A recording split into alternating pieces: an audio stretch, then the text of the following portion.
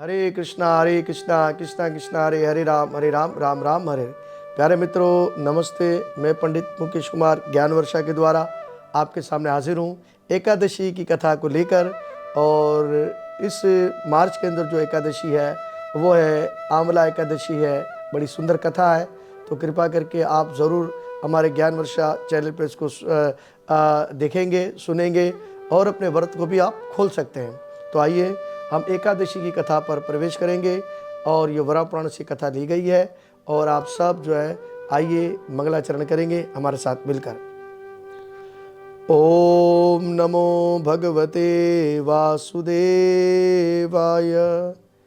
ओम नमो भगवते वासुदेवाय। कृष्णाय वासुदेवाय देवकी नंदनाय च नंद गोप कुमाराय श्री गोविंदाय नमो नमः। हे कृष्णा करुणा सिंधु दीनबंधु जगतपते गोपीशा गोपीका कांता श्री राधा कांता नमोस्तुते। तप्त कंचनम गौरंगे राधे वृंदावनेश्वरी वृषभानुसुते देवी प्रणमामि हरि प्रिया। जया श्री कृष्ण चैतन्य प्रभु नित्यानंदा श्री अद्वैता गदाधर शिवसाति गौर भक्त वृंदा। हरे कृष्ण कृष्ण कृष्ण हरे हरे हरे राम राम राम हरे हरे। जय श्री कृष्णा। आइए हम एकादशी के अंदर प्रवेश करते हैं। इससे पूर्व फरवरी की एकादशी भी आपको हमने रखी है। अब हम मार्च में जो एकादशी होती है वो आपके सामने ज़रूर रखते हैं और प्रथम जो एकादशी है वो आपके सामने प्रस्तुत करते हैं। आइए कथा में प्रवेश करते हैं। युधिष्ठिर ने कहा, हे कृष्ण, मैंने विजया एकादशी का महत्व जो महान फल देने वाला है सुन लिया है। अब फाल्गुन शुक्ल पक्ष की जो एकादशी होती है कृपा करके उसके महत्व के बारे में भी हमें बताइए। भगवान कृष्ण बोले, धर्म नंदन सुनो, तुम्हें इस समय वे प्रसंग सुनाता हूँ जिसे राजा मानधाता के सुनने पर महात्मा वशिष्ठ ने कहा था। फाल्गुन शुक्ल पक्ष की एकादशी का नाम आंवला एकादशी है, आंवलिका एकादशी। इसका पवित्र व्रत विष्णु लोक की प्राप्ति कराने वाला है। मानधाता ने पूछा, हे द्विज श्रेष्ठ, ये आंवला एकादशी कब उत्पन्न हुई और आंवला का जो वृक्ष है ये कब उत्पन्न हुआ, कृपा करके ये बताइए। वशिष्ठ जी ने कहा, ए माँ भाग सुनो, पृथ्वी पर आंवला की उत्पत्ति किस प्रकार हुई वे बतलाता हूँ। आंवला की महान वृक्ष है। आंवला जो एक महान वृक्ष है जो सब पापों का नाश करने वाला है। भगवान विष्णु के थूकने पर और उनके मुख से चंद्रमा के समान कांतिमय एक बिंदु प्रकट हुआ। वह बिंदु पृथ्वी पर गिरा। उसी से आंवले के वृक्ष की उत्पत्ति हुई। ये सभी वृक्षों का अधिभूत कहलाता है और इसी समय समस्त प्रजा की सृष्टि करने के लिए भगवान ने ब्रह्मा जी को उत्पन्न किया। उन्हीं से इन प्रजाओं की सृष्टि हुई। देवता, दानव, गंधर्व, यक्ष, राक्षस, नाग तथा निर्मल अंत करण करने वाले महर्षियों का ब्रह्मा जी ने उनको जन्म दिया। और उनमें से देवता और ऋषि इस स्थान पर आए और जहां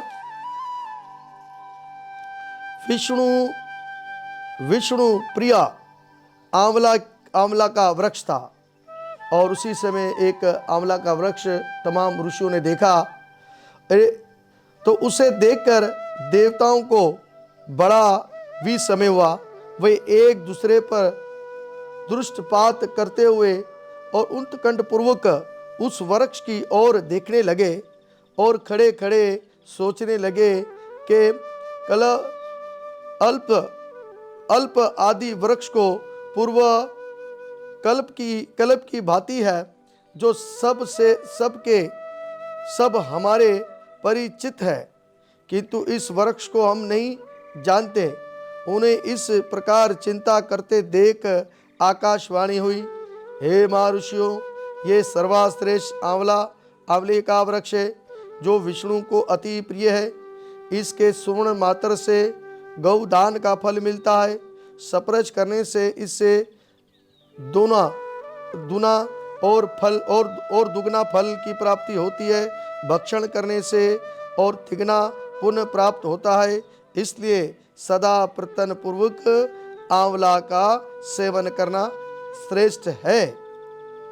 ये सब पापों को हरने वाला वैष्णव वृक्ष बताया गया, और ये वैष्णव भक्तों का वृक्ष है, और भक्तों को जो है वो आंवला जरूर उसका सेवन करना चाहिए, आंवला का। इसके मूल में विष्णु, इसके उदर में ब्रह्मा और स्कंद में परमेश्वर भगवान रुद्र, शाखाओं में मुनि और टेनियों में देवता, पत्तों में वत्सु, फूलों में मरुतगण तथा फलों में समस्त प्रजापति का वास बताया गया है।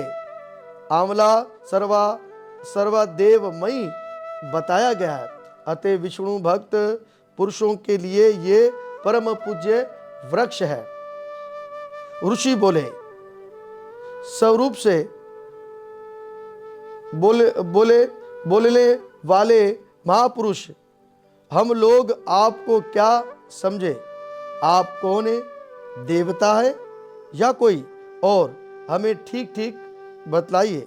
आकाशवाणी हुई, जो संपूर्ण भूतों के उस करता है और समस्त प्राणियों के पालन करता है, और तमाम सृष्टि के निर्माता है, और जिन्हें विद्वान पुरुष भी कठिनता से देख पाते हैं, वही सनातन श्री विष्णु है। बोले विष्णु भगवान की जय। हो मंगलम भगवान विष्णु, मंगलम गुरुध्वजम, मंगलम पुंडरीकाक्षाय, मंगलाय तन्नो हरि। देवादिदेव भगवान विष्णु का कथन सुनकर उन ब्रह्म कुमारों ने आदि अनंत सहित भगवान की स्तुति करने लग गए। ऋषि बोले, संपूर्ण भूतों के आत्मभूत आत्मा एवं परमात्मा को नमस्कार है। अपनी महिमा से कभी चूक ना होने वाले अच्युत को नित्य प्रणाम है। अंतरहित परमेश्वर को और बारंबार प्रणाम है। दामोदर कवि सर्वज्ञ और यज्ञेश्वर को नमस्कार है। माया के पति आपको प्रणाम है। आप विश्व के स्वामी हैं, आपको नमस्कार है। ऋषियों की इस प्रकार स्तुति सुनकर विष्णु श्री हरि संतुष्ट हुए और बोले, हे ऋषियों, तुम्हें कौन सा अभिष्ट वरदान दूं? ऋषि बोले, भगवान, यदि आप संतुष्ट हो तो हम लोगों के हित के लिए कोई ऐसा व्रत बतलाइए जो सर्वज्ञ मोक्ष रूपी फल देने वाला हो। विष्णु भगवान बोले, फाल्गुन शुक्ल पक्ष में यदि पुष्प नक्षत्र में युक्त द्वादशी हो तो वे महान पुण्य देने वाली और बड़े बड़े पापों का नाश करने वाली होती है। हे दिव्यराज, उसमें जो विशेष कर्तव्य है उसको सुनो। आंवला एकादशी में आंवले के वृक्ष के पास जाकर वहाँ रात्रि में जागरण करना चाहिए। इससे मनुष्य सब पापों से छूट जाता है और श्रेष्ठ गौदान का फल प्राप्त होता है। हे प्रिय, ये व्रतों में उत्तम व्रत है जिसे मैं तुम लोगों को बतलाता हूँ। ऋषि बोले, भगवान, इस व्रत की विधि बतलाइए, ये कैसे पूर्ण होता है? इसके देवता नमस्कार और मंत्र कौन से बतलाए गए हैं?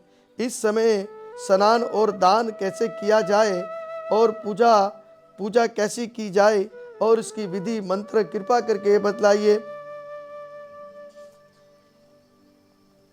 भगवान विष्णु ने कहा, इस व्रत की जो उत्तम विधि है उसको श्रवण करो।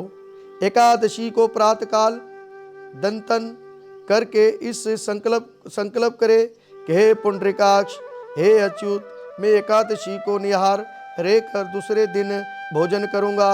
आप मुझे शरण में रखें। ऐसा नियम लेने के बाद पतित, चोर और पाखंडी, दुराचारी, मर्यादा भंग करने वाले तथा गुरु पत्नी गमनी मनुष्य से वार्तालाप ना करे और अपने मन को वश में करते हुए और नींद में और पलकों में और हमेशा भगवान के नाम को याद करें। वसुदेव तुम्हारे ऊपर शेवत और रथ चला करते हैं तथा वामन अवतार के समय भगवान विष्णु ने भी तुम्हें अपने पैरों से नापा था और पृथ्वी के मैंने करोड़ों जन्मों से जो पाप किए हैं वे मेरे सारे के सारे पाप धुल जाए। जल की अधिष्ठात्री देवी माता, तुम संपूर्ण भूतों के लिए जीवों को वही जीवन जो सर्वज्ञ, वो जो समस्त और उदिज जाति के जीवों का भी रक्षक हो और तुम रसों की स्वामिनी हो और तुम्हें नमस्कार है। आज मैं संपूर्ण तीर्थों और कुंडों और झरनों, नदियों आदि देव संबंधी सरोवरों में स्नान कर चुका हूँ और मेरे ये स्नान उक्त सभी स्नानों का फल देने वाला है। विद्वान पुरुषों को चाहिए कि वे परशुराम जी सोने की प्रतिमा बनावे और प्रतिमा अपनी शक्ति और धन के अनुसार एक या आधे मासे की सोने की होनी चाहिए और स्नान के पश्चात घर आकर पूजा और हवन करे। इसके बाद सब प्रकार की सामग्री लेकर आंवले के वृक्ष के पास जावे। वहाँ वृक्ष के चारों ओर की जमीन झाड़ पोंछकर और पोतकर शुद्ध करे और शुद्ध की हुई भूमि में मंत्र पाठ पूर्वक जल से भरे हुए नवीन कलश की स्थापना करे और कलश में पंचरत्न और दिव्य गंध आदि छोड़ देवे और इसके बाद उस कलश की पूजा करे, इसको अर्चित करे और कंठ में फूल की माला पहना दीजिए। सब प्रकार के धूप की सुगंधित और लगाइए और जलते हुए दीपक की श्रेणी सजा कर रखे। इसके बाद ये के सब ओर से सुंदर एवं मनोहर दृश्य उपस्थित करे और पूजा के लिए नवीन छाता, जूता और वस्त्र भी मंगा कर रखें। कलश के ऊपर एक पात्र रखकर उसे दिव्य मालाओं से भर देवे और फिर इसके ऊपर सर्वणमयी और परशुराम जी की स्थापना कर देवे और इसके बाद भगवान का पूजन करें। चरणों की पूजा करे, झांग की पूजा करे, उदर की पूजा करे, भाई की पूजा करे, कंठ की पूजा करे। इसी प्रकार से भगवान को नमस्कार करते हुए भगवान का पूजन करते रहें। ललाट की पूजा करें और इससे संपूर्ण अंगों तथा मस्तक की पूजा करें। यही पूजा के मंत्र से तंत्र भक्ति युक्त चित्त से शुद्ध फल के द्वारा देवादि देव परशुराम जी अर्घ्य प्रदान करें। और अर्घ्य का मंत्र इस प्रकार से, अगर मंत्र आपको नहीं भी आता है तो आप जल अर्पण कर सकते हैं। इसके बाद देवेश्वर जगदीश श्री विष्णु स्वरूप परशुराम जी, आपको मेरा नमस्कार है। आंवले के फल के साथ दिया हुआ मेरा ये अर्घ्य जल स्वीकार करें।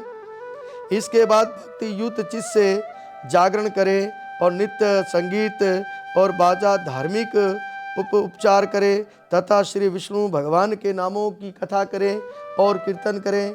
और सारी रात जागरण करते हैं तो भगवान का कीर्तन होना चाहिए। हरे कृष्णा कृष्णा कृष्णा हरे हरे, हरे राम राम राम हरे हरे आदि के द्वारा वे रात्रि व्यतीत करें। इसके बाद भगवान विष्णु के नाम लेकर और आंवला की वृक्ष की परिक्रमा करें। 108 या जाम, इससे अधिक भी आप परिक्रमा कर सकते हैं। फिर सवेरा होने पर श्री हरि की आरती करें और ब्राह्मण की पूजा करते हुए वहाँ की सब सामग्री उसे निवेदन करें। और परशुराम जी का जो कलश है, 2 वस्त्र, जूता आदि सभी वस्तुएं दान कर देवें और ये भावना करें कि परशुराम जी के स्वरूप में भगवान विष्णु इस पर प्रसन्न हो। इसके बाद आंवला का स्पर्श करके इसकी परिदक्षिणा करे और स्नान करने के बाद विधि पूर्वक ब्राह्मणों को भोजन करावे। इसके बाद कुटुंबियों के साथ बैठकर स्वयं भी भोजन करें। ऐसा करने से जो पुण्य होता है वे सब बतलाता हूँ, सुनो। संपूर्ण तीर्थों के सेवन से जो पुण्य प्राप्त होता है तथा सब प्रकार के दान देने से जो फल मिलता है वे सब विधि के पालन से सुलभ होता है। समस्त यज्ञों की उपेक्षा भी अधिक फल मिलता है, इससे तनिक भी संदेह नहीं है। ये व्रत सब व्रतों से उत्तम है, तमाम पापों को छुड़ाने वाला है और भगवान के परम धाम में पहुंचाने वाला है, जिसका मैंने तुमसे पूरा वर्णन किया है। हे वशिष्ठ जी कहते हैं कि महाराज, इतना कहकर देवेश्वर भगवान विष्णु वहीं अंतर ध्यान हो गए। इसके बाद उन समस्त ऋषियों ने इस व्रत का संपूर्ण रूप से पालन किया। और श्रेष्ठ, इस प्रकार तुम्हें भी इस व्रत का अनुष्ठान करना चाहिए। श्री विष्णु भगवान कहते हैं, युधिष्ठिर, ये व्रत बहुत सुगम है और जो मनुष्य इस व्रत को धारण करता है, आंवला एकादशी व्रत को धारण करेगा, वो सारे पापों से मुक्त हो जाएगा। तो उसी प्रकार से प्यारे मित्रों, अपने जीवन के अंदर एकादशी व्रत रखिए और एकादशी व्रत रखने से आप भगवान कृष्ण के समीप जाएंगे और आपकी भक्ति और भावना बढ़ेगी। तो ये हमारा प्रयास है ज्ञान वर्षा का कि हम एकादशी की कथा आप तक पहुंचाते रहें। तो कृपा करके इस कथा को पूरी सुनिएगा, इसको लाइक कीजिएगा और इसको सब्सक्राइब करना ना भूलिएगा। हम मार्च के ही महीने की दूसरी एकादशी भी आपके सामने रखेंगे। जब तक हम आपसे विदा चाहते हैं, दूसरी वीडियो में हाजिर हो जाएंगे। जय श्री कृष्णा, जय गुरु नवल।